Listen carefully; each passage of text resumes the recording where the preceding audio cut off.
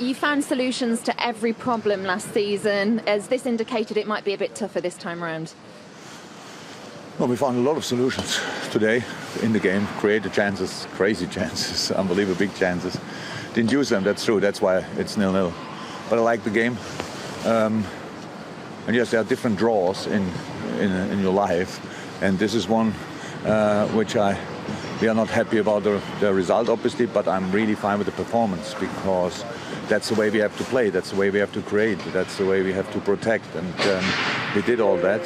And so, yeah, still, of course, disappointing, but it's how it is. Watching you on the sidelines towards the end, I could sense that maybe you felt you could get a goal towards the dying minutes. Yeah. Actually, we were, you think about that and how can you, we had all these moments. We were, look, it's normal, but the Newcastle then went down, Cher had, I don't know how many moments where he thought he feels something, and that's fine, but it breaks the rhythm. So when we had rhythm, but then we had to keep going, and how said the direction, some of the situations will not be mentioned as chances, but they defended with all they had, but still then we were alone in front of the goal after the corner kick when the goalie missed the ball, couldn't finish that off, played super football when Mo had his chance.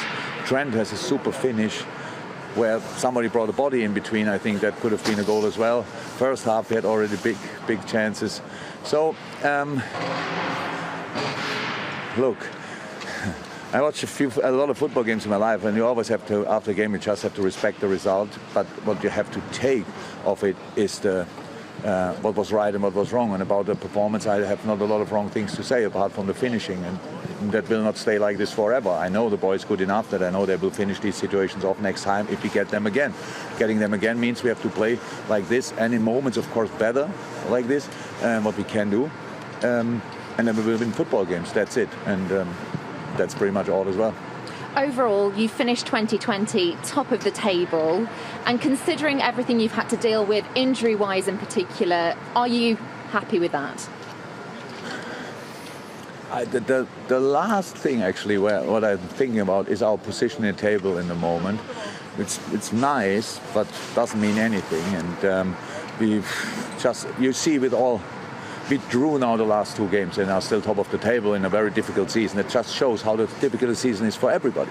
So other teams won maybe last night and are now in a very good, we are in a good mood. It's as good as possible. What I said, if life gives you a lemon, make lemonade of it. That's how it is, and that's what we try all the time. And when I think about football, yes, these are the moments where we really enjoy life in the moment, but all around is obviously not that easy to enjoy it. It's for all of us, for all people in the world, it's really difficult. We all thought we are kind of through it, or hope we are through it, and winter came and stuff like this, and next wave came and these things. So that's in my mind. We will keep going. That's how it is. The next game, Southampton, Aston Villa, United, all these kind of things. That's good, and we know about our responsibility. We try to do everything right around and want to be ready for the games. The boys were ready tonight and didn't get the result we wanted.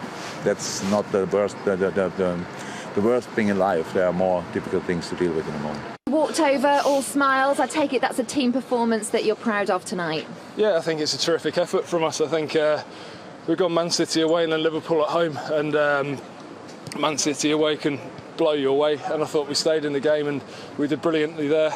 And then to come here and grind out a point against the champions is credit to the lads and the work rate to come off the back of playing two top sides in 4 days. So it's a good point for us, and we can build now. On Prime Video, we've been asking fans for their choice of save of the year. We put 4 online earlier today. That was before this match. That first half save against Salah, that could be right up there amongst them, couldn't it? Yeah, hopefully. Yeah, I'm just pleased to be out there doing what I can for the team, and when we take points like this tonight, and it's a clean sheet that I've been desperate for, to be honest, because I've only had a couple. So it's credit to the lads' work, and hopefully we can keep the effort that we've shown tonight and move on to Leicester next. Martin Dubravka on the bench. He might have a bit more of a weight. I mean, there's even calls for potentially England call-up. Is that something that you're aware of? Of course I'm aware of it. I think it'd be silly for me to not admit that I'm aware of it. So I know what's going on, and hopefully I can just keep performing how I have been. And if that gets me into contention, then I'll be over the moon with that. And I just need to carry on performing, and hopefully that might happen.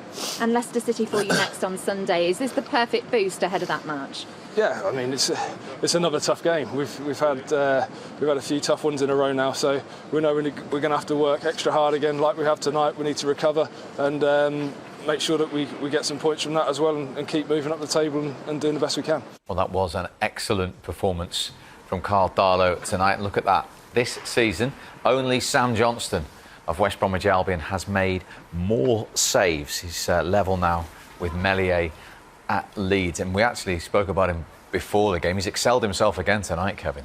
Yeah, he made some fantastic saves, and certainly the first one from Mo Salah, the way he spreads himself and gets his hand up just to nick it round the post, he'd be well pleased. And I think sometimes when you do make them saves, we were just discussing off air that you make the right saves, but you put it into areas. And today, is it luck? Is it not? But he's put it into areas where his defenders can then clear. Another day, it might have fell to a Liverpool player, but today it hasn't, and it just looks like the luck's favouring him at the moment, which is great to see. And he's done a fantastic job, since Dubravka's been out, and long may it continue for him. And we've seen some terrific saves in the Premier League this season, in this crazy season. Is that right up there with him? I think first so. Half one? I think so, yeah. He makes an early decision. When the ball's floating over his back four there, or back five, he makes that decision to come out and close the angle down quickly. And that's a big decision to make, and it was the right one. By the time Mo Salah takes his touch, lifts his head up, he's almost on top of him.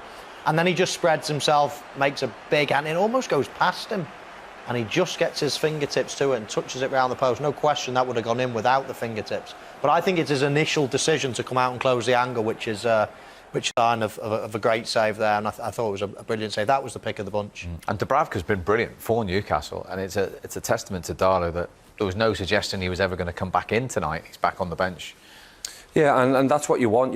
Sometimes when you lose your number one, that you want the understudy to go in there and go in there with confidence, make saves. I don't know if Steve Bruce will be happy about that stat that he's got the most saves, or one of the most saves in the Premier League. I don't think he will like seeing that stat, but it's good when you know that you've got to keep it in form. And when you've got someone who's playing with the confidence he is, he's making the saves he is, it always helps, and hopefully, as he's just said then in his interview, they've got that point and they can move on now and start building on that. Yeah. Yeah, I mean that was the pick of the bunch, as we say. But he made some other good saves on the night. That was one that he almost stayed back on his line. That gives you lots of time to actually pick the flight of the ball and make the save.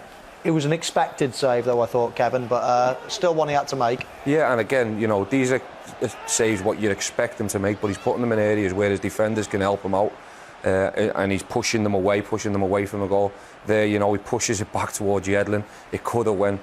I think it was Salah on the goalkeeper there, but you see, he gets a bit of luck, and when you're a goalkeeper in fine form, you do get them little bits scuffed off of you. Exactly, and how quick he was back onto his feet, and then again the good decision to punt. Like people will say, it's an okay punt, but it's the decision making that's the key. He's lying on the floor, and all of a sudden he's up like a shot, and then he's punching to clear his line. So it was. Yeah, there were some great saves, but I thought all the decisions he made tonight were really good. Aside from the goalkeeper, though, Liverpool's finishing, should they still have scored tonight? Oh, definitely, yeah. I think they would have expected to score one or two out of tonight's... more so the positions they got in, as opposed to the missed chances. Yes, Mo Salah had a couple of chances you'd normally expect him, but they were one passions they got in, as opposed to the missed chances. Yes, Mo Salah had a couple of chances you'd normally expect him, but they were one pass off having glorious chances, and I thought that last ball was where they were missing tonight. And it's normally they're so good at that, especially the front three. So it would have been disappointing for Jurgen Klopp. I thought defensively they didn't really look like conceding. Yes, Newcastle had a couple of chances, but in general, they looked like they were in control of the game, but just not clinical enough. Karl Darlow, though, had an uncomfortable moment. Schär did brilliantly, Fabian Schär, didn't he, to recover this situation, Kevin? Yeah, again, it's a lovely ball out by Thiago, finds Alexander-Arnold, who puts an equally good ball in, and then he makes a good decision again, Darlow, and then Schär brilliant defender, does what he should do and gets it cleared. I am a bit dubious about the fact that he does grab Mane, and I don't really know why he hasn't gone down there, because I think if he does go down there, he might have been a bit in trouble and he would have got a penalty. He just grabs him here to help himself get up, which could have been a bit. I don't know what you think, Mo. Yeah, I'm astonished that Mane, one, didn't shout To help himself get up, which could have been a bit. I don't know what you think, Mo. Yeah, I'm astonished that Mane, one, didn't shout and ask the referee why it's not a penalty. But two, as Kevin says, I'm surprised he didn't go down there, because he's quite clearly grabbed by both arms. One sort of touches him and then the second one certainly grabs him. It's open to debate whether he would have actually tapped it in without getting grabbed there. Possibly not. But anyway, whatever the situation, you can't grab someone's legs, and it's quite clearly he grabs his right leg there and prevents him from swinging it. But obviously it's been looked at, and yeah, and obvious, and I go with that. That's absolutely fine. As a centre forward, what centre forwards and most players do is try to make it even more obvious to the referee, which is why we were both surprised that he didn't go down. I mean, we don't want to sit here saying, should he have gone down? You don't want to see players going down. But had he gone down, do you think a penalty might have been awarded? In my opinion, it definitely would. I think it makes it clear and obvious that he has now been grabbed. Darlow's used him to elevate and get himself back up. And he stopped Mane from swinging his leg, which is the leg which he's trying to swing to try and beat Shaw.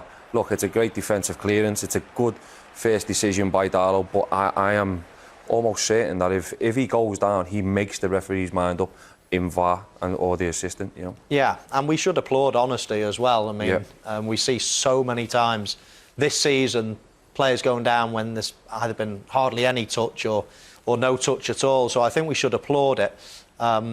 But I'm sure Jurgen Klopp will be going to bed tonight thinking if he went down, he can't come out and say it, but I'm sure he's thinking if he went down, we would have got a penalty there.